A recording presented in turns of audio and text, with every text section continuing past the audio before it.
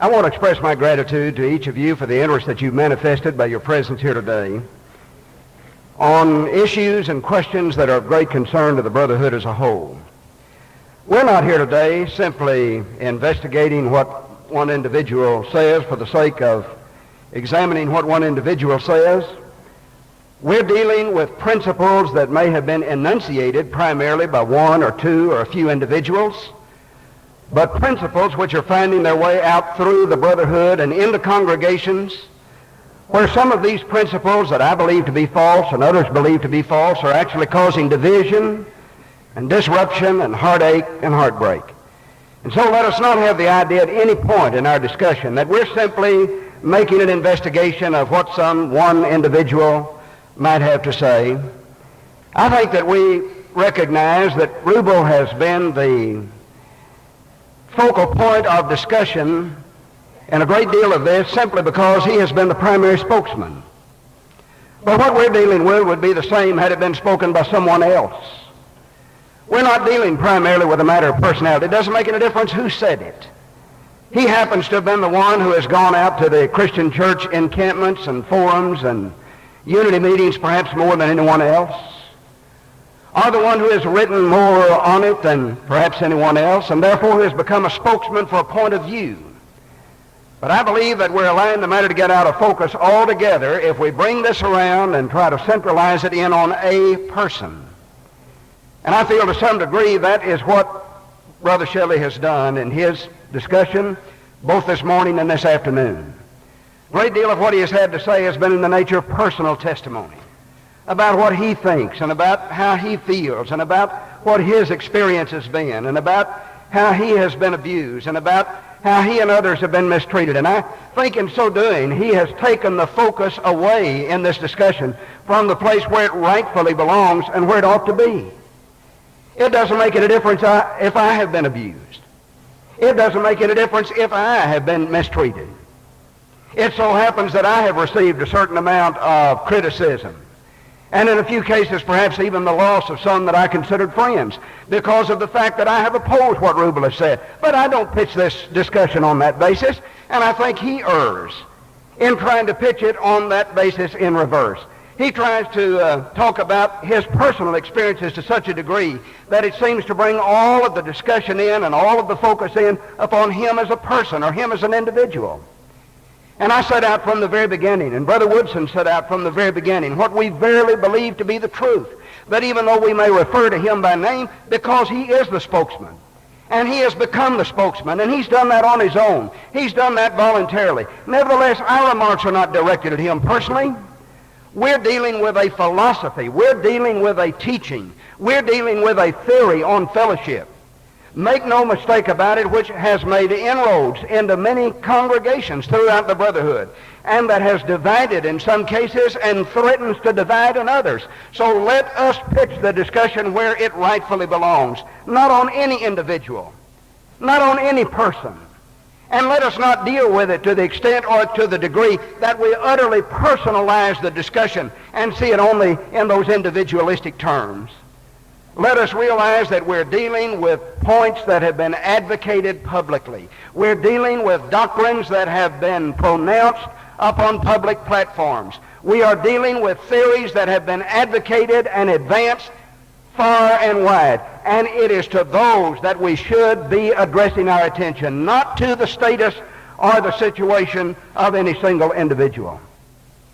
I want to refer briefly to some things that Brother Hawley said and then move on to an evaluation of our discussion today as a whole, and I hope to be able to make some contribution to our understanding of these questions.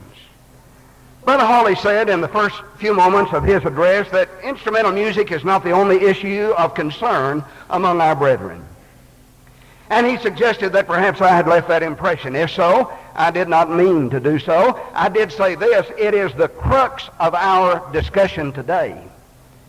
I certainly do not mean that there are not other issues that have troubled the brethren. That is true with the cooperation controversy, the orphan home controversy, and other controversies that have arisen among brethren over a period of many years. No question but that these are problems with which we must deal from time to time. But if we're going to be realistic, brethren, and that's what I've hoped to do, I want to be practical about this thing. I think I know why you are here. I certainly know why our brotherhood is distressed and disturbed. And it is over the fact that there is a strong advocacy today that our differences really don't make any difference. And that we should have fellowship in spite of our differences, and the focal point of that discussion, not that I'm saying it's the only thing that could ever be involved, but the focal point of that discussion in all of our efforts today centers on the question of instrumental music in the worship. And if we neglect that, which Brother Shelly to a very, very large degree has utterly ignored, if we ignore that, in my judgment, we have ignored the problem we came here to discuss.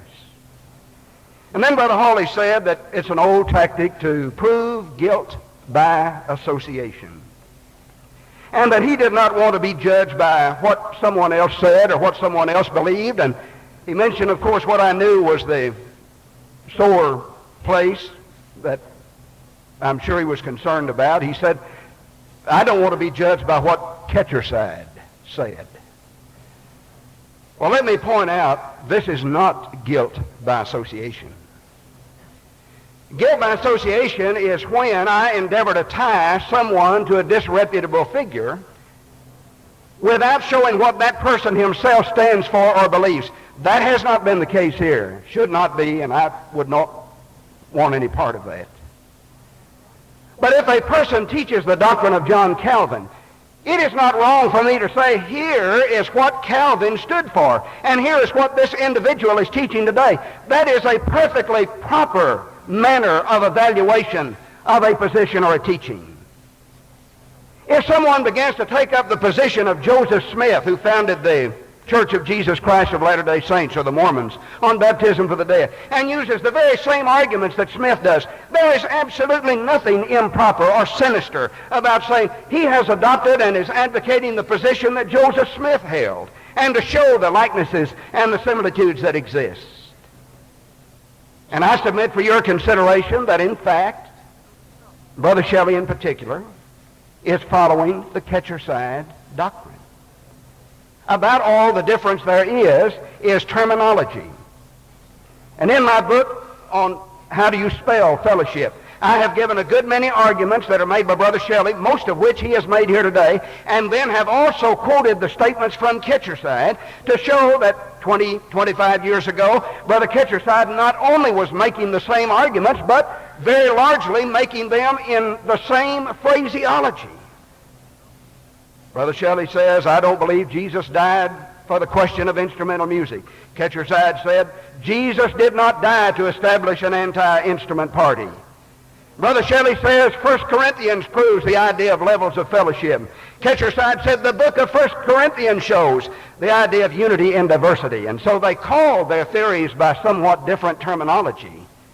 But I do not believe there's anything improper to show that what we're dealing with here today is simply an old theory that our brethren have already looked at, examined, evaluated, repudiated, rejected, and that this is, in somewhat new phraseology, terminology, the very same idea that has been advocated in the past.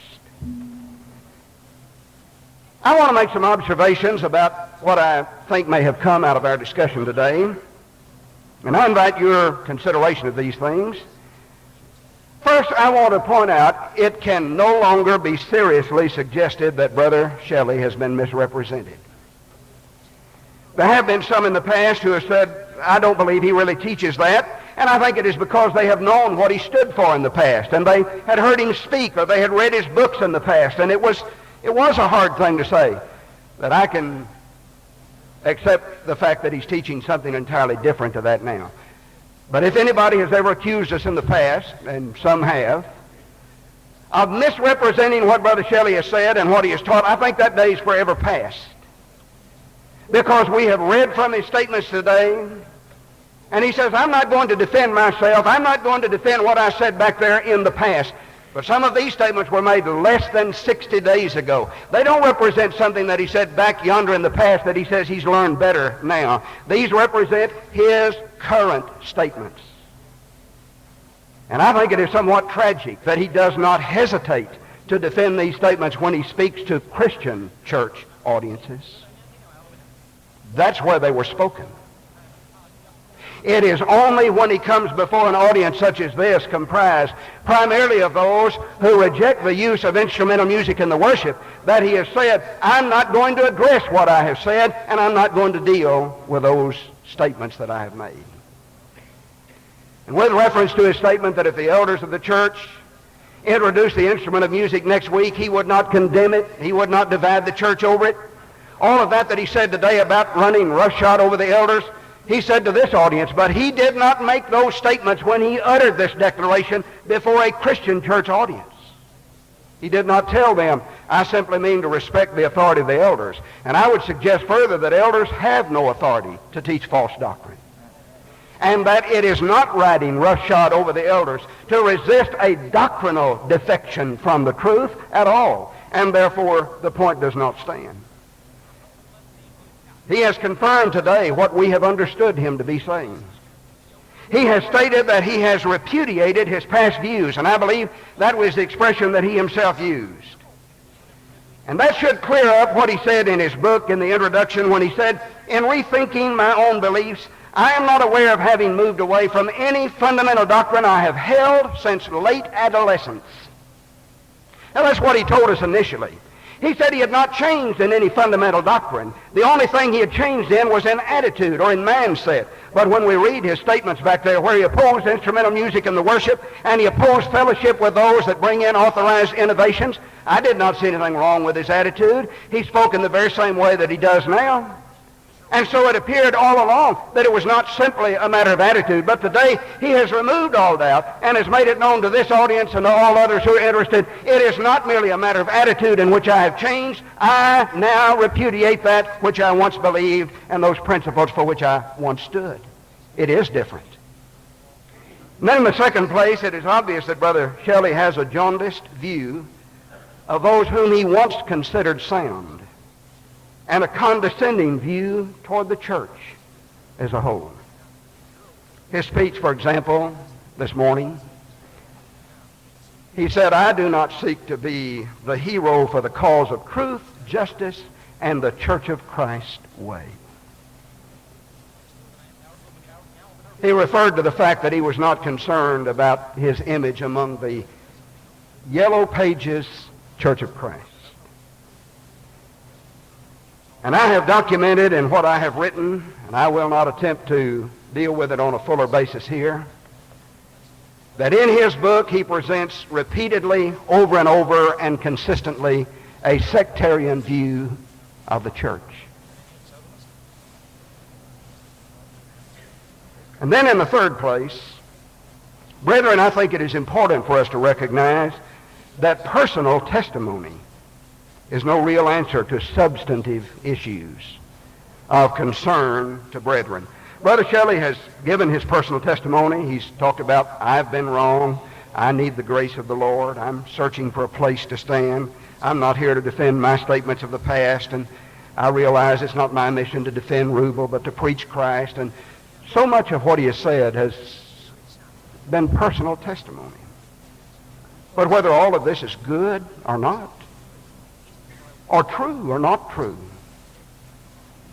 worthy or unworthy, these personal confessions do not address the issues that concern a great host of sincere and conscientious brethren.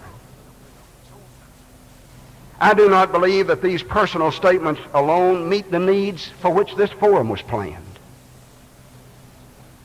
It is obvious that Brother Shelly did not come here to defend his positions, not defend himself personally.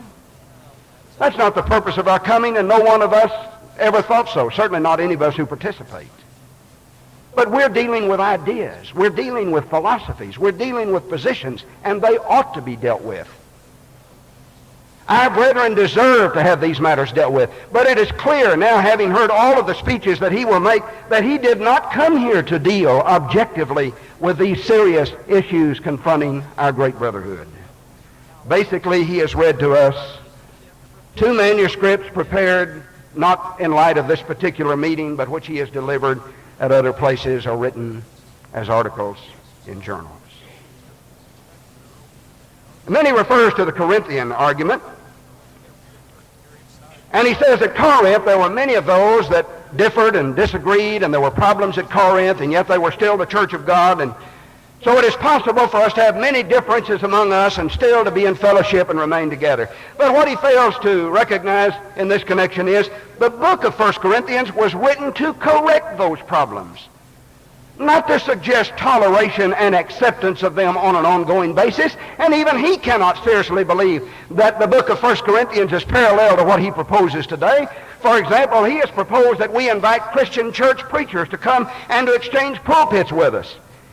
If that were the Corinthian situation, are we to believe that he would invite someone who denies the bodily resurrection of Christ to come and to exchange pulpits with us? Surely not. Surely not.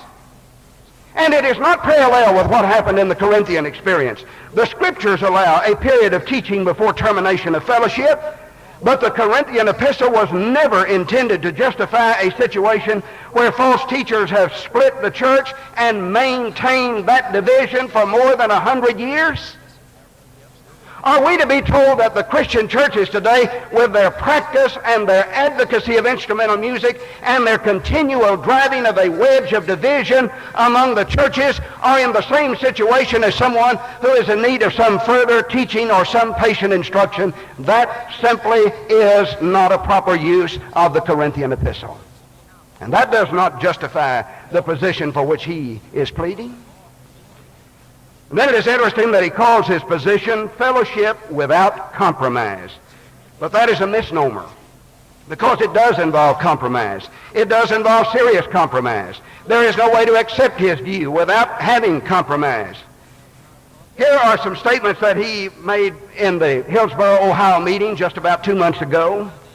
Referring to Don DeWelt, a leader among the Christian churches, he was asked, could we send out one missionary? Instead of having a missionary sent out by the Christian church and another missionary by the churches of Christ, why couldn't we just join together and send out one missionary? And he said, Brother DeWelt and I were in a forum where we talked about this very thing once before. I would like to see, he would like to see, 2 congregations have enough vision, an instrumental, non-instrumental church, have enough vision to send a single missionary team to go into some place where compatible individuals whose love for the Lord is uppermost, to work together in the real business of Christ. Now listen to this, which is not promoting a certain sort of music. It's explaining how sinners walk away with a right relationship with God through the work done at the cross. Now he's emphasized the cross and the mission of Christ, and a great deal of what he said has had an emotional appeal to it. But when you come right down to it and strip away all of the passion and all of the heat and the fire and the emotion from what has been said, what is left standing there that brethren ought to be able to see? It is this, that he says instrumental churches and churches of Christ ought to cooperate together and just send out one missionary to the field. So they can not only exchange pulpits, but they may cooperate and join together, that kind of fellowship. He said that maybe what I meant by brotherhood was what he meant by upper level fellowship. Not at all. Not anything like what comes as a result of the position that he occupies and that he advocates and that he makes clearer, in my judgment, when he speaks before the Christian church audiences than he really does when he is speaking before an audience such as this today. He said further in that same context, different people band together because they're more comfortable with a nicer church building, with anything short of a tux. Some of us, you know, are more comfortable like this. Well, it isn't wrong for us to meet in separate places. In fact, if within the group, without it being made an issue or bone of contention, eventually the work grows large enough that there are groups meeting in separate places that even practice differently. Now notice he doesn't just say believe differently, practice differently with regard to the use of use of the instrument, or with regard to a millennial concept, or whatever. Why does the unity have to stop at that point? Do you grasp it? Do you see what it involves, brethren? Much more involved here than what you might gather without access to these statements of very recent vintage. These positions ignore divine truth for the sake of fellowship and unity. And then I think we need to understand that the fellowship movement has to be a package proposition. Because in order to set out the doctrine of fellowship that is so much involved in all of our discussion here today, it requires a total restructure and redefinition of certain fundamental scriptural principles. We have already seen that this position cannot fly. It cannot get off the ground. It cannot be given any kind of serious consideration or acceptance unless you are willing to begin with a new definition of the one faith of Ephesians 4, limiting that to the atonement. And you know, I dealt today in my first address with the context of Ephesians 4. I dealt with 1 Timothy 5 and 8, that it is a denial of the faith not to provide for one's family. And I asked the question, how is that a denial of the atonement? And I dealt with 1 Corinthians 4, 1-4, forbidding to marry, commanding to abstain from meats as a departure from the faith. And I said, how does that deny the death, burial, and resurrection of Christ? Endeavoring to deal in a scriptural discussion here today, taking the Bible, evaluating what the Scriptures say, examining what the Word of God tells us on this matter. But not a word has been addressed to any of those concerns. Not only involves a redefinition of the one faith of Ephesians 4, but of the doctrine of Christ of 2 John 9. We're now told that's the doctrine not from Christ. That's not Christ's doctrine or Christ's teaching. It's only the doctrine of the teaching about Christ, particularly his deity and the fact that he came in the flesh. But you have exactly the same expression in Matthew 16 and verse 12 when it speaks of the doctrine of the Pharisees. Does that mean it is the doctrine about the Pharisees? No one ever thought such. You have the same idea in Acts 2:42 when it talks about the apostles' doctrine. That is equivalent of saying the doctrine of the apostles. Does that mean it is only the doctrine about the apostles, about Peter, James, and John? Most assuredly not. Every one of us knows the doctrine of the Pharisees meant the doctrine the Pharisees taught. The apostles' doctrine or doctrine of the apostles, the doctrine which they taught. And it is only when we come to 2 John 9 that the same type of construction becomes limited. Romans 16 and verse 17, mark them which cause divisions and offenses contrary to the doctrine you have learned, and avoid them. Finally, I don't object to congeniality among brethren. I'm not opposed to fellowship with brethren. I'm not advocating mistreatment or abuse or suspicion among brethren. I'm not suggesting that adoption should be denied to a couple because of the congregation they attend, although Catholics have the right to place children in Catholic homes and so forth. I am delighted for a church to be known as a caring church, although one might be known as a caring church without believing or practicing the truth, or even one shred of truth. There are churches in a community known as caring churches who do not believe the virgin birth of Christ, or who do not believe in the resurrection, or who do not believe in the verbal inspiration of the Scriptures. And so I don't believe that any of these things, even though they have a certain emotional appeal, they do not really deal with the heart and the soul of the issue that is of concern to us. Having said all this, stripped of its emotional appeal and impact, what does it contribute to an understanding of the problem that is threatening to divide the church of our Lord? That's where I think we must give consideration to the seriousness of these discussions and of these principles.